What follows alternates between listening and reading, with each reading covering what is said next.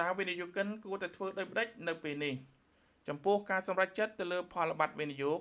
រឿងដែលអាក្រក់បំផុតដែលវិនិយោគិនអាចធ្វើបានគឺការប្រតិកម្មទៅតាមអារម្មណ៍ចំពោះការប្រែប្រួលតម្លៃរយៈពេលខ្លីទាំងលោក Marburger និងលោក Benz បានសង្កត់ធ្ងន់ថាមាសគួរតែត្រូវបានចាត់ទុកថាជាការបែងចែកយុទ្ធសាស្ត្រដែលភាសាអង់គ្លេសគេហៅថា strategic allocation ជាជាងការជួញដូររយៈពេលខ្លីលោក Daniel Marburger ផ្ដល់អនុសាសន៍ឲ្យបែងចែក10%ទៅ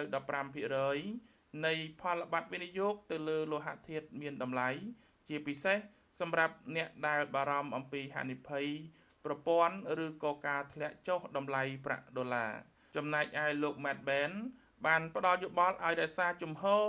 ទម្ងន់ទៅលើមាសលោកថាមាសអាចជួយរក្សាការខាតបង់នៃភាគហ៊ុនក្នុងកំឡុងពេលសេដ្ឋកិច្ចចុះខ្សោយក៏ប៉ុន្តែវាក៏បានបង្ហាញអំពីភាពធន់ខ្លាំងជាងសញ្ញាបត្រនៅពេលដែលទិន្នផលពិតប្រាកដកើនឡើងផងដែរ